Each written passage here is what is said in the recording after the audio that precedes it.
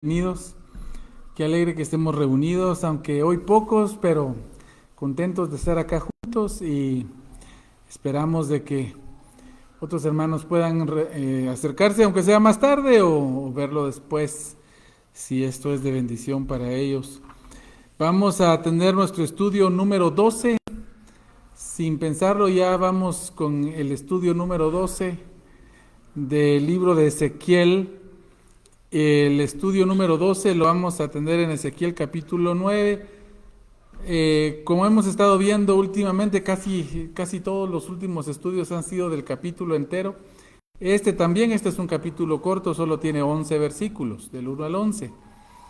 Y ya, como ustedes han notado, hay bastante redundancia en las razones que el Señor le da a Israel a través de su profeta, de cómo viene el juicio sobre ellos, de cómo viene la destrucción que va a llegar, que en ese momento todavía era futura a Jerusalén. Y pues eso es lo que el Señor lo dice de muchas maneras y va dando algunos detalles adicionales. Y con esto no es que el Señor sea repetitivo por gusto, sino el énfasis que el Señor hace para que la nación reflexione a que todo lo que el Señor dijo siempre es cierto, se cumple, y que sus llamadas de atención son amorosas, y que este castigo pues es algo que ellos merecen. Y eso es lo que el Señor está demostrando, ellos lo merecen. Y no por eso el Señor deja de ser misericordioso, como también vamos a ver en este capítulo. Vamos a ver cómo el Señor designa a sus siervos para que ejecuten la destrucción de Jerusalén. Y aunque aquí vamos a ver la parte espiritual de cómo Dios está diseñando la destrucción de Jerusalén y del templo, obviamente sabemos por el mismo Ezequiel y ya por la historia bíblica y secular que Babilonia pues fueron los que destruyeron y fueron los instrumentos humanos de esto que vamos a ver aquí hoy. Entonces, estudio número 12, Ezequiel 9 del 1 al 11. A los que nos ven en las redes sociales les animamos a que lo vean, lo escuchen y lo puedan compartir o lo puedan ver por YouTube también. Aquí mismo vamos a dejar un link para que pueda verlo ahí si les es más fácil. Así que estudio número 12, Ezequiel 9 del 1 al 11. Pero antes de continuar vamos a orar. Nuestro Dios, te damos gracias por tu misericordia, te damos gracias por tus bondades. Señor, perdónanos porque nosotros te fallamos de muchas maneras. Perdónanos porque nosotros a pesar de que oímos tantas advertencias amorosas que tú nos das, porque no son caprichos tuyos, sino es como tú diseñaste el mundo, como diseñaste el universo, y tú eres el que nos dice cómo podemos nosotros vivir de una manera que te honre y te agrade, y cómo podemos obtener la salvación, la cual tú nos la das gratuitamente por la obra de tu Hijo, a los que creemos en Él. Gracias, Señor, por ese regalo, y ayúdanos, Señor, a poder servirte, aprender de tu palabra y ponerla por obra. Gracias por lo que hiciste a Israel, gracias porque estamos en la época de restauración de Israel, quienes están pasando penas en este momento y dolor y guerra. Señor, los ponemos en tus manos, que tú puedas proteger a la nación, que puedas salvar a los que están todavía bajo captura y los tienen escondidos. Señor, que tú puedas liberar a estos cautivos y que puedas permitir que la nación pueda seguir adelante en los planes que tú ya tienes para ellos. Y te rogamos también por la gente que sufre en medio de la guerra, en todos los bandos, en todas las áreas, Señor, y los países. Gracias, Señor, en tus manos nos ponemos, en nombre de Jesús. Amén. Muy bien, hermanos, entonces vamos a tener nuestro estudio. Vamos al versículo 1 de Ezequiel capítulo 9. Dice así: clamó en mis oídos con gran voz, diciendo: los verdugos de la ciudad han llegado, y cada uno trae en su mano su instrumento para destruir. Ahora, aquí hay que volvernos a situar en el contexto, hermanos, porque aquí el Señor está continuando la revelación que empezamos a ver en el capítulo 8. ¿Se recuerdan que les dije de que todo este segmento, esta descripción, empieza en el 8 y termina en el 11? Como lo vamos a ver aquí, cada vez el Señor va dando más detalles. Hoy va a dar una descripción de las cosas espirituales que pasan atrás de la destrucción de Jerusalén. Y lo primero que vemos es que el Señor le dice con gran voz, y está llamando a los verdugos de la ciudad. Así que Dios continúa revelando lo que viene y llama ¿cómo se dice? Llama convoca, es la palabra que estoy buscando, convoca a los verdugos de la ciudad. Como vamos a ver más acá en el contexto inmediato y general del libro, estos verdugos son ángeles que el Señor llama como ángeles destructores, por eso son verdugos, son ángeles destructores. Son ángeles destructores, hermanos, que el Señor ha convocado sobre Jerusalén. Ángeles destructores que el Señor ha convocado sobre Jerusalén. Verdugos, dice nuestra traducción, son ángeles destructores. Ellos reciben el encargo de destruir la ciudad. Notemos que dice al final del 1 que trae en su mano instrumento para destruir. Trae en su mano. Y vamos a ver algo más de eso, pero veamos el 2. Dice: he aquí que 6 varones venían del camino de la puerta de arriba que mira hacia el norte, y cada uno traía en su mano su instrumento para destruir. Y entre ellos había un varón vestido de lino, el cual traía a su cintura un tintero de escribano, y entrados se pararon junto al altar de bronce. Entonces, notemos acá que estos verdugos eran 6 y aún uno más, 7. 6 que son muy parecidos, son ángeles destructores, pero el número 7 es un poco misterioso, lo vamos a ver un poco más en detalle, pero por ahorita quiero que noten, primero, estos venían del camino de la puerta de arriba que mira hacia el norte. La puerta que mira hacia el norte en el templo, hermanos, fue una puerta que fue construida en tiempos del rey Jotam. Y esta puerta, hermanos, representa la entrada que viene desde el norte. Recuérdense que la invasión vino del norte, desde los babilonios, los caldeos. De ahí va a llegar, según lo que aquí todavía no ha pasado, nosotros sabemos que de ahí llegaron. Los babilonios llegaron a destruir Jerusalén. ¿Qué más es importante notar, hermanos? Bueno, recuerden que también esta puerta es importante porque ahí está puesta la imagen del celo que vimos en el capítulo anterior. ¿Se recuerdan cuál es la imagen del celo que vimos en el capítulo anterior? Nosotros deducimos que muy probablemente la imagen del celo sea una imagen de la diosa Acera o Astarte, que fue puesta ahí, ¿se recuerdan ustedes? Por el rey Manasés. Manasés, el rey de Ezequías, fue el hijo de Ezequías, fue el que puso la imagen de Astarte en la puerta de entrada al templo que mira hacia el norte. O sea que esta puerta es muy simbólica de los pecados de Israel. Y hermanos, es interesante que por donde nosotros, hermanos, tenemos orientada nuestra desobediencia o muchas veces nuestro pecado, es por donde generalmente nos viene la destrucción o nos viene la corrección o nos viene la llamada de atención. Por supuesto que Dios lo sabe todo, hermanos, al punto que Dios sabe de qué manera sí nos hace poner atención. Posiblemente algunos nos tiente con necesidades económicas, tal vez no nos tienta, Señor, no nos tienta, perdón, quise decir, nos pone la prueba o nos pone la llamada de atención sobre alguna situación económica o de salud o muchas veces dificultades familiares.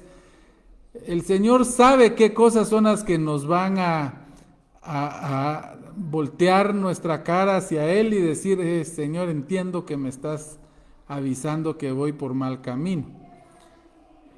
Israel, hermanos, estaba yendo por muy mal camino en su idolatría, y esta diosa, Dios la llama diosa, la imagen del celo. Eso representa el profundo dolor que esto le causaba al Señor. Notar otras cosas, dice, que mira hacia el norte y cada uno traía en su mano su instrumento para destruir. Nuevamente, como decía el versículo anterior, traen su instrumento para destruir. Estos son seres espirituales, hermanos, y no es que ellos literalmente van a hacer este trabajo. Esto es como espiritualmente Dios está moviendo a los babilonios para que hagan el trabajo.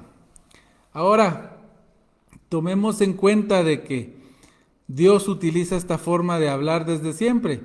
¿Se recuerdan ustedes allá en Génesis 3:24, cuando el Señor dice que puso querubines, los cuales tenían espadas de fuego, para evitar que Adán regresara, hermanos, y Eva al huerto, y sobre todo para aislar el árbol de la ciencia del bien y del mal? ¿Se recuerdan de eso, hermanos? Que ahora, no imaginen ustedes de que si uno va caminando por ahí en Mesopotamia, porque por allá estaba el Edén, ¿verdad? Entre el río Éufrates y el Tigris. Hay un lugar en el cual vamos a encontrar a los querubines ahí con su espada de fuego ahí sin dejarnos pasar. Esto es simbólico, hermanos. Lo que representa es de que Dios efectivamente quitó el acceso al Edén por el pecado del hombre. Entonces, por supuesto que Dios utiliza seres espirituales que motivan en esta dirección para que sus planes lleven a cabo. Como hemos dicho muchas veces, hermanos, no es de que Dios necesite de un ángel para hacerlo, necesite de los querubines o necesite de nosotros, pero Dios así se place, así le plugue, como decimos en castellano, le plugue al Señor usar a sus criaturas a su servicio, usar a sus hijos, usar a sus siervos los ángeles y a los querubines. Estos, hermanos, tienen entonces en su mano instrumento para destruir. No nos dice con detenimiento cuál es, pues hemos visto ángeles, hermanos, con espadas, y hemos visto ángeles peleando contra Satanás. Entonces, creo que representa que ellos van a incitar a la destrucción de Jerusalén por parte de los babilonios. Dice, y entre ellos había un varón vestido de lino. Noten que dice entre ellos. Investigué esta palabra y la palabra hebrea obliga a reconocer a una séptima persona, a un varón número 7, que Dios no lo cuenta entre los 6 porque tiene características especiales. Este ser que venía entre estos ángeles que son verdugos tiene características muy especiales. Yo creo que lo vamos a reconocer, me parece a mí. Lo vamos a reconocer. Oigan algunos detalles, dice. Y entre ellos había un varón vestido de lino, el cual traía a su cintura un tintero de escribano, y entrados se pararon junto al altar de bronce. Este viene vestido con vestiduras de sacerdote. El lino es el material con el que se visten, hermanos, los sacerdotes para el servicio en el templo. Y recuerden que la principal función del sacerdote es la mediación entre los israelitas y Dios. Entre nosotros y Dios Esa es la función de un sacerdote. Y dice que traía en su cintura un tintero de escribano. La palabra hebrea ahí es cuerno de escribano, que no está mal porque representa, hermanos, que él era un escriba, al estilo de que los profetas escribían lo que Dios decía para dar sentencia o para dar un veredicto de salvar o condenar, de librar o de enrolar, de que se le exime o que se le inculpa. Y eso es lo que hacen los profetas, y eso es lo que está haciendo Ezequiel mismo. Aunque vamos a ver una intervención de Ezequiel en este pasaje, muy interesante la intervención de Ezequiel, y nos da lecciones a nosotros. Pero viendo a este ser, a este varón, el número 7 en este grupo, pero tan especial que no es parte del combo, él es aparte, vestido de sacerdote y en su cuerno de tinta para escribir. Y dice que se pararon junto al altar de bronce en donde estaba la gloria de Jehová. Aquí la gloria de Jehová, hermanos, en el templo está dando sus últimas órdenes desde el templo, porque el Señor se va del templo. El Señor va a salir de aquí.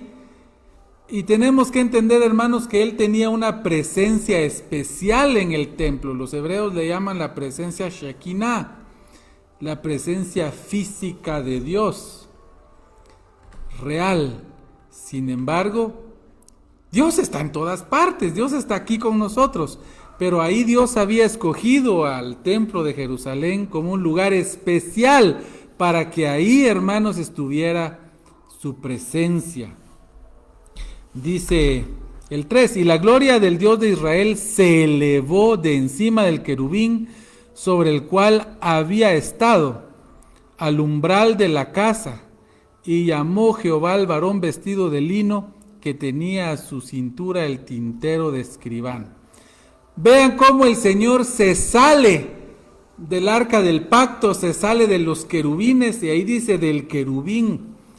Y aquí hay un montón de detalles, hermanos, que los hebreos que estudian esto ven una serie de cosas que, para serles honestos, no las veo yo, pero ellos sugieren de que el Señor salió de la presencia del templo en 10 pasos, como que el Señor saltó de querubín en querubín, y cuando ya estuvo en el último querubín, salió al lindero, dice, al umbral de la casa, porque el Señor estaba a punto de pasarse a su gran trono móvil, aquella imagen que vimos desde Ezequiel capítulo 1, en donde está la imagen de aquel ser que estaba compuesto de la mitad de su cuerpo de fuego y la otra mitad como de bronce refulgente, que representa la presencia y la gloria de Dios. Entonces el Señor está a punto de pasarse ahí, y cuando está por hacer eso, hermanos, el Señor llama al varón que está vestido de lino, y noten cómo no llama a los verdugos, porque este varón no va a funcionar, no va a servirle al Señor como verdugo, sino algo diferente. Ya lo vamos a ver. Este va a ser algo muy diferente, muy interesante, muy interesante. Dice, y le dijo Jehová, versículo 4, pasa por en medio de la ciudad, por en medio de Jerusalén, y ponles una señal en la frente a los hombres que gimen y que claman a causa de todas las abominaciones que se hacen en medio de ella. Miren, hermanos, el trabajo de este último ser, este ser especial. Este es muy especial, no se parece a los verdugos, ¿verdad que no? Y oigan lo que dice. Le dijo el Señor Jehová, pasa por en medio de la ciudad, por en medio de Jerusalén, y ponles una señal en la frente a los hombres que gimen y que claman a causa de todas las abominaciones que se hacen en medio de ella.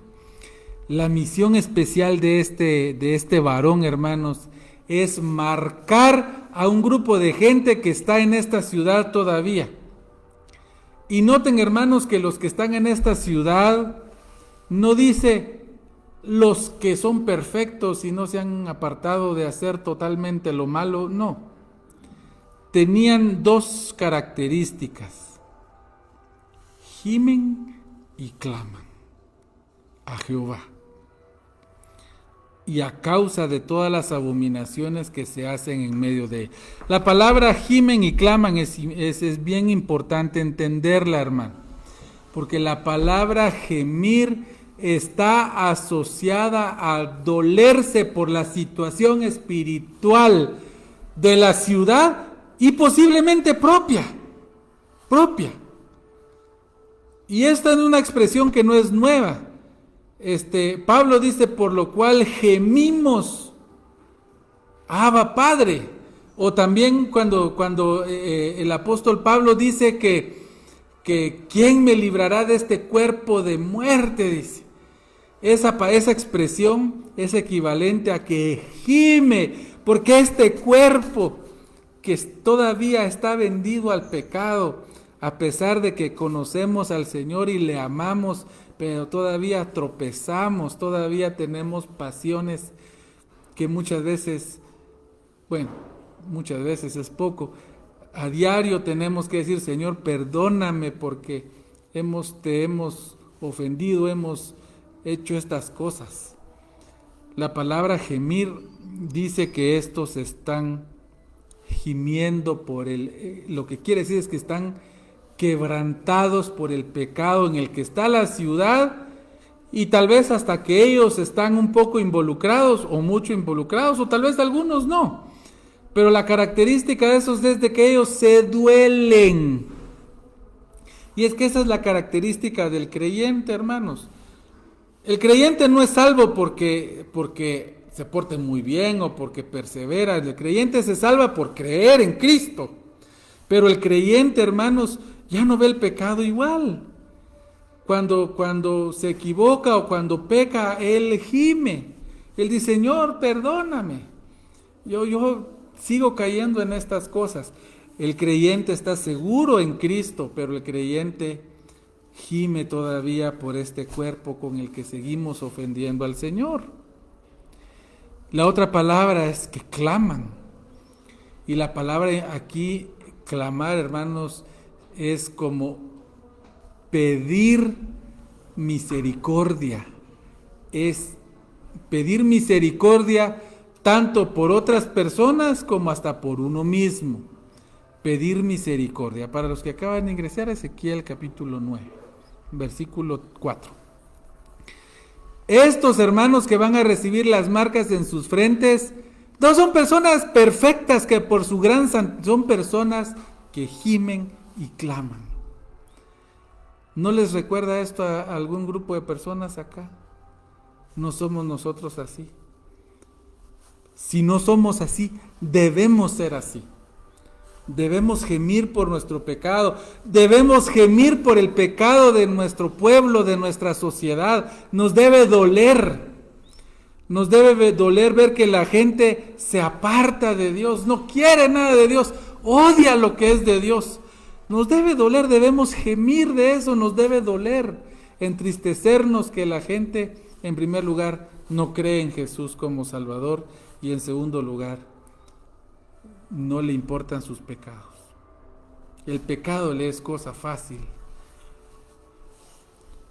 Dice que ellos son los que van a hacer, y dice que están así por las abominaciones que se hacen en medio de la ciudad.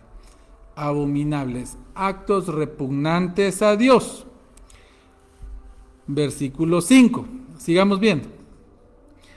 Y a los otros dijo, ¿quiénes otros? Los verdugos, los 6, ¿se acuerdan, verdad? Que hay 6.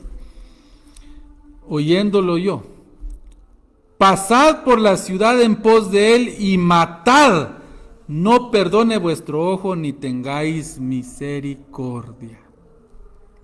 Miren, hermanos, yo estaba leyendo, en mi lectura personal estuve leyendo Jeremías y Lamentaciones. Y hermanos, esto que Dios está diciendo aquí fue muy doloroso y muy triste para el Señor. No es un Dios, hermanos, que está sentado en su trono mofándose del dolor de sus hijos o de Israel. Es un Dios que está doliéndose con ellos. El Señor, es un Dios, es un rey que sufre a la par de su pueblo que no quiso oír y ahora debe recibir la justa retribución de sus actos, porque Dios es justo y Dios no puede dejar que su nombre sea blasfemado por el pecado. Por eso a los otros, pasad por la ciudad en pos de él. ¿En pos de quién él? ¿Del quién?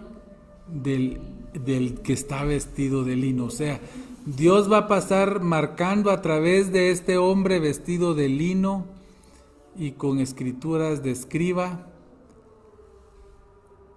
Primero Él va a marcar a los que gimen y claman. Y segundo vienen los verdugos matando a todos. ¿Será que a todos? Veamos el versículo 6. Matad a viejos, jóvenes, vírgenes, niños, mujeres, hasta que no quede ninguno. Matando a todos, hermanos. Pero todo aquel sobre el cual hubiere señal, no os acercaréis, ni comenzaréis por mi santuario, por mi santuario. Comenzaron pues desde los varones ancianos que estaban delante del templo. Todos, hermanos, iban a morir en Jerusalén, con excepción de los que tenían la señal, los que estaban marcados, hermanos, los que tenían puesta la señal en la frente. ¿Quiénes eran esos? Los que gimen y claman. Los que gimen y claman en la ciudad. Vuelvo a repetirles, gimen es el que se duele por el pecado, no necesariamente solo los pecados de los demás, los propios, y claman es el que pide perdón e intercesión por los demás. Ese que a pesar de que le duele ver la maldad, no desea ver a sus hermanos con dolor. Estos fueron marcados por este ser especial, vestido de lino, y en su cinturón un tintero de escribano. Entonces, hermanos, ¿qué es esa señal que le puso este sacerdote escriba, profeta, a los que claman y a los que gimen y claman? La palabra señal viene de la palabra hebrea tav, y ustedes la han de recordar porque es la última palabra del alefato. ¿Se recuerdan cuál es el alefato? El alfabeto hebreo. El alfabeto hebreo no se llama alfabeto porque no empieza con alfa ni beta en griego, y aunque nosotros adoptamos el nombre en castellano, realmente el nombre común en castellano es abecedario porque empieza con A, B, C, dario, el abecedario. Alfabeto es porque ya tiene la traducción, la adquirimos del idioma griego, que dicen alfa, beta, gamma, delta y todas las letras del alfabeto. Pero el hebreo, hermanos, no tiene alfabeto ni abecedario, tiene alefato, de alef, bet. Y al final del alefato, hermanos, la Z de ellos no es porque sea equivalente a la Z, sino porque es la última, es la letra Tav. Y la letra Tav, así la expresión Tav significa señal. Él les puso la señal en la frente, una señal. Y la palabra Tav, hermanos, significa marca, significa algo completo, porque cabal es al final del alefato, o sea, del abecedario hebreo, cabal al final, está completo, es cabalito al que le toca. Pero esta palabra Tav también es la primera letra del vocablo Torah, que significa ley. También es la primera letra del vocablo vivirás. Y también es la primera letra del vocablo morirás. Esta señal, hermanos, Les cuento que muchos eruditos cristianos ven en esta señal la marca de la cruz. Si ustedes ven a la última letra del alefato, hermanos, la letra Tav, parece una crucecita, con una patía hacia un lado, pero parece una crucecita, también una cruz. Ahora, no pensamos aquí, hermanos, de que este símbolo tenga algún poder mágico o es un talismán, ¿verdad? No. Lo que queremos decir es de que posiblemente en todos estos detalles nos ayude a identificar la señal de quien está poniendo la señal. Posiblemente está apuntando a alguien que iba a morir crucificado, y esa es la marca de la salvación para los que creen. Ahora, simbólicamente, ni siquiera literalmente, hermanos, es de que pasó este varón de lino marcando a los que estaban ahí. Ellos reconocen espiritualmente quiénes son quiénes. Y noten ustedes que dice, no os acercaréis. No os acercaréis. O sea, estos van a quedar libres. Y hermanos, quiero que vean entonces la bondad del Señor, que no se llevó a justos por los inocentes, por los culpables. No pagaron justos por pecadores, quise decir. El Señor, hermanos, sabe reconocer a los que gimen y a los que claman. Noten que no está diciendo, y todos aquellos que eran impecables y no habían hecho nada malo, Dios los marcó. No, está diciendo a los que gimen y a los que claman. Y eso somos nosotros hoy. El cristiano gime y clama. Yo sé que algunos no. Y estos posiblemente en nuestros días pues sufren la misma suerte, que el Señor los quite de la tierra en su misericordia. Nadie piensa que muera un cristiano es el peor castigo, hermanos, y que muera un cristiano es ir a la presencia del Señor, pero sí pierde los privilegios de servirle al Señor acá. Adelante, para no redundar tanto en esto, note cómo dice al final del versículo 6, y comenzaréis por mi santuario. Dios empieza esta ejecución desde el mismo santuario, hermanos. O sea, Dios da el primer castigo a los que se supone deberían, hermanos, estar enseñando la voluntad de Dios. Dios, hermanos, está empezando por casa. ¿Cómo somos de diferentes nosotros, verdad, hermanos? Cuando vamos a señalar las faltas de alguien, siempre señalamos a todos y de último tal vez nos miramos a nosotros. Dios empieza por los más cercanos a Él, los más cercanos. La corrupción ya estaba a lo más alto en el templo, como vimos en el capítulo anterior. Y todos estos ancianos, posiblemente están los 70 hermanos que vimos en el capítulo anterior, también los 25, los sacerdotes, los líderes que representan a Israel, todos estos que estaban en el templo quemando incienso a sus imágenes, en ese mausoleo de imágenes que vimos, ¿se recuerda? Muy bien, versículo 7. Y les dijo, contaminad la casa y llenad los atrios de muertos, salid. Y salieron y mataron en la ciudad. Se contaminó, hermanos, porque lo único muerto que podía entrar al templo era el sacrificio del cordero que quita el pecado de los israelitas, el cordero sacrificial. Nada muerto más podía entrar porque contaminaba al sacerdote.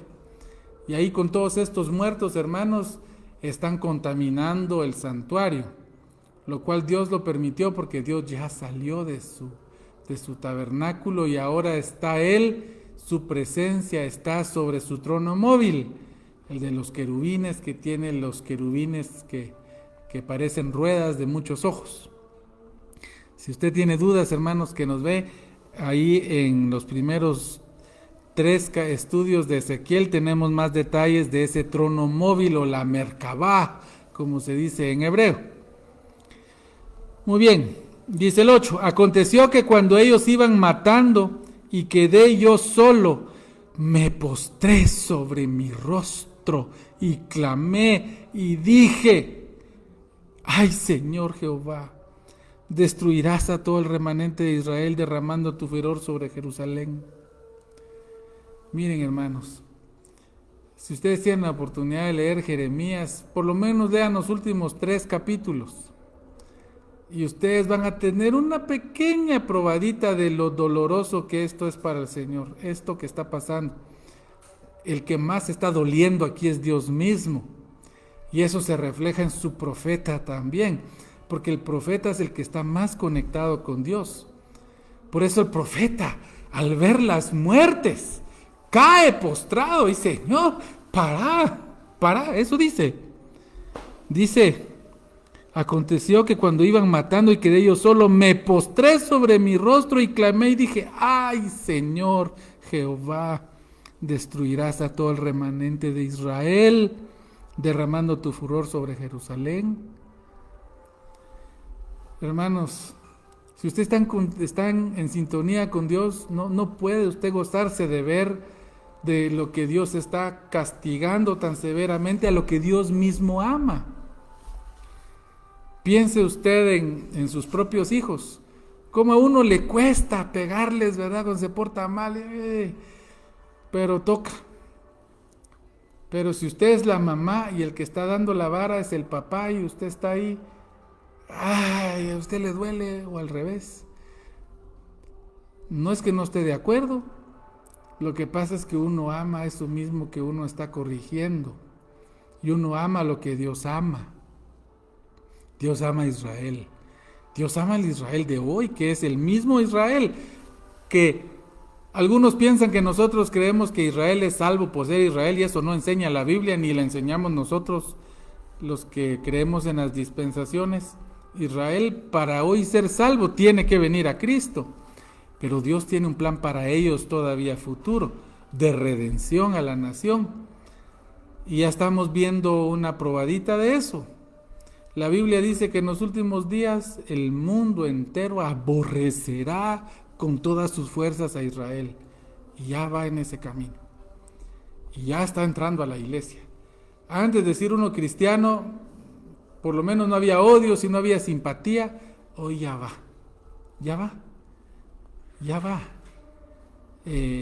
Tristemente se nos olvida que Dios ama a Israel y va a salvarlos, va a venir por ellos en su segunda venida. Dice: y la ciudad está llena de perversidad, y me dijo: la maldad de la casa, este es el 9, la casa de Israel y de Judá es grande sobremanera, pues la tierra está llena de sangre y la ciudad está llena de perversidad, porque han dicho: ha abandonado Jehová la tierra y Jehová no ve. Miren, hermanos, a pesar de la intercesión de Ezequiel, Dios dice: no, lo siento mucho, este castigo debe ir porque va. Este castigo va. La culpa de Israel, hermanos, debe ser castigada. Y es amor de Dios, hermanos, es amor a ellos y es amor a nosotros, para que podamos tener ejemplo también de que Dios es un Dios justo, es un Dios real, es un Dios que cumple su palabra y que en medio de toda nuestra maldad sigue siendo misericordioso. Vean ustedes a los marcados ahí. Dios no está castigando arbitrariamente. Dice el versículo 10: así pues haré yo, mi ojo no perdonará, ni tendré misericordia. Haré recaer el camino de ellos sobre sus propias cabezas. Dios ya determinó castigarlos, y Dios dice: este castigo es sobre sus propias cabezas, implicando que esto es algo que ellos mismos se buscaron. No es Dios caprichoso aquí torturando gente, hermanos. No. Esto es un Dios justo, soberano, y que no deja de ser amoroso y misericordioso en medio de su castigo. 11. Y he aquí que el varón vestido de lino que tenía el tintero en su cintura respondió una palabra diciendo: he hecho conforme a todo lo que me mandaste. Ahora les pregunto, como este ser es el que termina el capítulo, este precioso varón lleno de misericordia, ¿quién será? Yo pienso también que es el Cristo preencarnado, es el Verbo eterno que tomó una apariencia de siervo, porque este es el carácter de Cristo, el redimir, el de salvar. Por supuesto, aquí está el gran debate, todos estos que están siendo aniquilados y que van a morir, hermanos, que si van a ir al infierno, que si van a estar en el cielo. Yo pienso, hermanos, de que todos estos que estuvieron, hermanos, pegados al sacrificio expiatorio, aunque murieron como consecuencia de su pecado, eran salvos. Sin embargo, esta acción de este ser especial, de este varón, llevó la salvación física también a todo aquel que estaba gimiendo y intercediendo. Intercediendo, la palabra es gemir y clamar. Interceder. Estaban clamando. Qué interesante, hermanos, cómo Dios dejó tanto detalle de cómo Él llevó adelante todo este plan dentro del espectro espiritual. Dios nos dejó dar una probadita de cómo Él los orquestó todo, llamando a sus ángeles verdugos, llamando a este mediador de misericordia, vestido de lino y con el tintero de escribano. Él tiene el poder de escribir. Un detalle interesante, este varón vestido de lino no fue llamado porque él está siempre en la presencia de Dios. Ahí está. Por eso dice aquí el varón vestido de lino que tenía el tintero en su cintura, respondió, dice. No dice fue llamado a entregar un reporte. Él está ahí. Él está con Jehová, con Jehová o Yahweh, como posiblemente se pronuncia el nombre del Señor, con el Dios verdadero, con el Señor. Él está ahí y le dice, he hecho conforme a lo que me mandaste. Y no es eso lo que el Señor hizo acá. El Señor vino a hacer la voluntad del Padre. A eso vino el Señor, a hacer la voluntad del Padre. Y preguntaron, ¿y cuál es la voluntad del Padre? Que yo no pierda nada de lo que Él me ha dado. Y estos fueron dados por el Padre a este varón vestido de lino y con el tintero de escribano en su cinturón. Él, hermanos, cumple bien el oficio de sacerdote, de profeta, como lo cumple nuestro Señor Jesucristo, por quien somos salvos y por quienes invitamos a todos los que nos ven en las redes sociales a que vengan y crean en Jesús como su Salvador. Él es la vida eterna. Así que muchas gracias, hermanos, por haber estado en este estudio. Vamos a dejar algunos saludos acá. En primer lugar, saludos a nuestro hermano Greg, qué gusto verle conectado, hermano Greg. Que el Señor le bendiga, nos gozamos de verle acá. Estamos emocionados de su posible visita a fin de año. Saludos a todos allá, nuestros hermanos y amigos en Canadá. También a nuestra hermana Esperanza Mérida. Gracias, hermana Esperanza, que el Señor le bendiga. Hermano Armando, gracias, hermano Armando, por tus mensajes, siempre son muy agradables y de bendición. A nuestro hermano pastor José Cedillo, saludos hasta Canaquil, hermano José. También a Armando, pusiste otra notita, Armando Cava, Jesús es la vida eterna. Amén, hermano Armando, así lo creemos nosotros. Muy bien, gracias, hermanos, por haber sintonizado este estudio de hoy martes 12 de agosto del año 2025. Los invitamos a nuestro próximo estudio el próximo martes, donde vamos a estar viendo Ezequiel capítulo 10. Todavía nos falta ver el capítulo 10 y 11 de terminar esta sección de de la descripción de la destrucción de Jerusalén, y el Señor va a seguir dando ejemplos de cómo Israel y Judá se apartaron de Él, y todo esto son amorosos recordatorios, hermanos y amigos. Esperamos de que usted así lo pueda ver y así lo pueda entender. Recuérdese usted también de que la vida eterna es un regalo que Dios le da, no es gracia barata, es gratis para nosotros. Al Señor le costó dar su vida en la cruz en nuestro favor. Así que si quiere saber más, también no dude en contactarnos, pónganos un mensaje directo. También vamos a dejar un link para que usted pueda ver este estudio en YouTube. Ahí le invitamos a ver los estudios que hemos subido. Tenemos todo lo que va ahorita de Ezequiel, tenemos todo Hebreos, varios estudios completos que ha dado nuestro hermano pastor. También les animamos a que los puedan ver, y en YouTube es muy fácil compartirlo. Si usted desea compartirlo como un link a alguien que usted crea que le pueda ser de bendición. Así que el Señor les bendiga, muy buenas noches y nos vemos el próximo martes.